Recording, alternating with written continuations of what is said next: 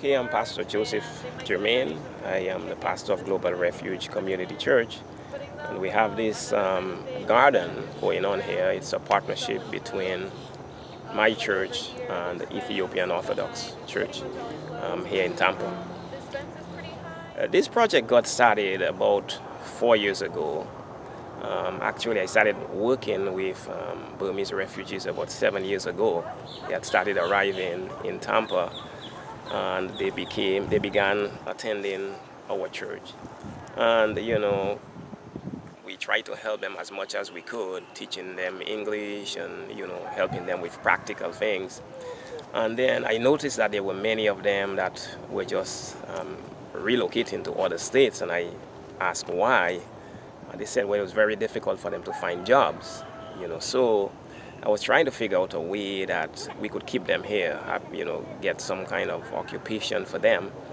And so I was at a meeting one day with, it's a meeting of many representatives of different government and non-government agencies that are working with refugees. And I just shared with them that I had these refugees there. They were looking for work. I tried to figure out how I can get them employed. So there was this other pastor there, Pastor B, who is the priest of the Ethiopian Orthodox Church.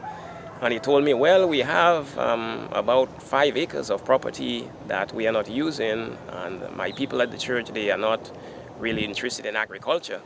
So you can bring the Burmese here, and they could plant whatever they want, whatever they plant would be for their own use. If they want to use it for their own consumption, they can. If they want to sell it, they can. So that's pretty much how that project started. They came, saw the land, they just fell in love with the place right away, because you can see it has so much potential with the land itself and the water, the possibility of developing a fish farm there and so forth. So we've been working at this for about 4 years, and then last year we finally was able to secure a grant from the federal government, Office of Refugee Resettlement, and they gave us this money so that we could buy the stuff that we needed in order to turn it into a profitable venture.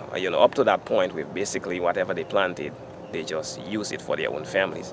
So what we're trying to do is to bring it beyond the point of just they using for their family, that they could actually sell things and be able to make money, and even a couple of families be able to make a living from this project. So that's how it's all started.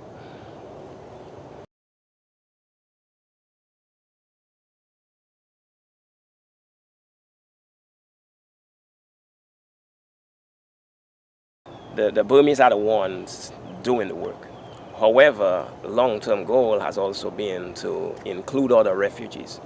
I work with refugees from Burma, refugees from Iraq, from Congo, from Sudan. So though we started with the Burmese because they were by far the largest single ethnic group among the refugees. But right now we are now including the Sudanese. Right behind me, there's the lady there is from Sudan, and also a couple of families from Congo. But everything that we do, we make sure that they have input in it, because we don't want to just impose our plans or our desires on them. We want it to be really authentic. That's really what they want to do. Yeah. So they've been a part of the design process from the very beginning of the project? Yes. And the gentleman who is the overall project leader is one of the Burmese that you guys have spoken to. He has a lot of experience in planting stuff, raising chickens, raising fish. That's his specialty.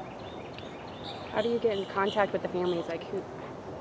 There's 35 farm plots, and each family gets a designated plot? Yeah, there is not right now 35 farm plots. When we started, that was the goal. However, in the last year or so, we've lost quite a few families. And because of the economy, many of them find it very difficult to find work here. Because it's not to the point where they could actually make a substantial income from it.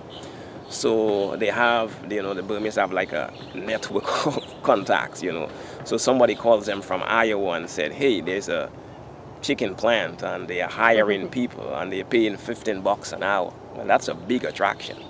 That's the jobs that they work here in Florida. It's like minimum wage jobs. So when they get something like that, they move on. So we have far less families working there. However, we have a group of families that are really committed. It's not their primary job. They do other jobs, but it's whenever they're free, they come, they work, and the goal is at some point they'll be able to be there full time.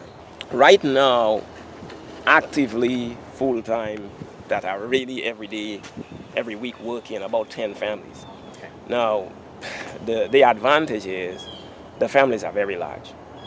Okay, this lady from Sudan, she's got 10 kids, so that's a family of 12. The Burmese, very large family. I got another family from Congo, another 10, and another 8. So they're very large. They're very large family. So you take an average of 8, multiply 10 by 8, that's 80 people. But we've heard that there'll be more refugees coming. Next year we're supposed to be getting a large group of Congolese, So this is sort of like a pilot project. We're trying to make this as viable as possible. Because at the back of my mind, I'm thinking, all right, this project works very well. We could look somewhere and say, hey, there's a 10-acre or 20-acre, and we could really turn this into a really farm. Exactly. Exactly. Like that's what I was thinking about. That This place is too small. It is too small. Yes, it is too small. But it's a place to begin. And so if we could turn it into productive land, that is a motivation to them to say. They have already been asking me. We want to raise pigs. Can we get a big plot? We want to raise goats. Goat is a big deal here in Tampa now.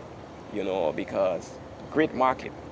Almost except for Americans, everybody go. Asians, Africans, Caribbean people, goat is a big deal. So they tell me, can we get some large land so that we can raise goats? Because especially around Christmas time, there's a big market. And how do you find the families? Most of the refugees, the largest group of refugees in Tampa, they live very close to the University of South Florida, Fletcher area, by that Walmart right there. So it's not very hard to find them. Plus, the agencies that bring them here, like Lutheran services and Catholic charities and so forth, they know about me, they know the work that I do. So when they need help, they just call me and, I try to help as much as I can. We've to this point, we've had very little funds. We've depended heavily on the funds from the government to sort of as a base to get things going. In the last couple of weeks, we've been making contact with restaurants, markets, and so forth. And they basically told us, here is what we are going to buy. You plant what we're going to buy. And so that's, so all what you see that is being planted now, it's going to go toward one of those restaurants or one of those markets. And that's where we're going to begin to generate the income so that when the funds from the government is gone, then we have funds that we can keep on with the project. And then the bigger income generating projects like the chicken and the fish, we are now working on that. So once those things are up and going, then we'll be able to have the funds too. As far as the construction of the garden went, did the Burmese help on that, or was it more contracted out? The Burmese, for there were a few times at the very beginning that we had to get people to help, but by and large, all of the work has been done by Burmese and by volunteers. We get volunteers all the time, and we've had a good group of USF students that from the beginning who have worked with us, and other people in the community who have worked with us. How much was the government fund that came in, and how is it disbursed by the government, how is it expended by the farm, and who is the trustee?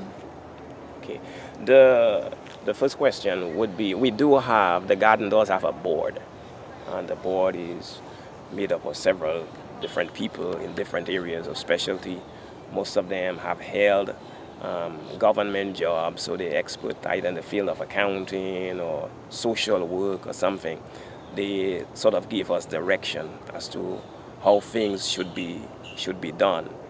So we do have an accountant who helps us make sure that the things that we buy are in keeping with the budget. We do have a budget that we go by. The government disperses the money. It's like in 3 phases. We just finished the first phase and we're waiting for the second year's disbursement. There is 2 salaries involved. I'm the project coordinator, and then Pastor B is one sort of the director. And in fact, part of the salaries, part of the monies go to even providing transportation for bringing them here. The vast majority of the funds go toward buying stuff for the garden, either tools, implements, seeds, plants. So but none of the money can be used to provide as salaries for the people working. It's all understood that the work that they do, they're doing it for themselves. I'm not exactly sure how it all developed, but USF has been with us from the very beginning. I think the first contact was, I think it was with Dr. Roberto Bear, who is an anthropology professor at USF.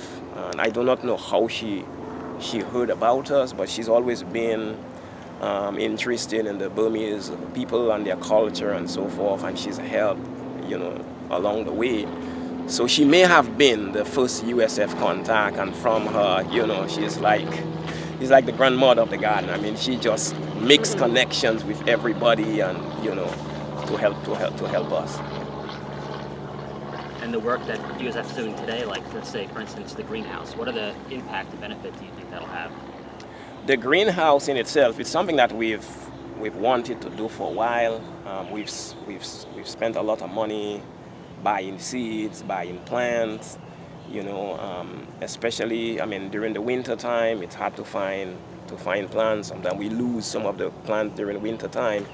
So that's what the greenhouse is going to do. It's going to give us the opportunity to produce grow our own seed plants, fruits, type of thing. So that's definitely going to help us to do that. So who can we say are the main stakeholders in this farm, and has there been any paperwork did anybody sign anything to say this is my part, this is your part, this is the way we go? Yes, and the stakeholders are the refugees.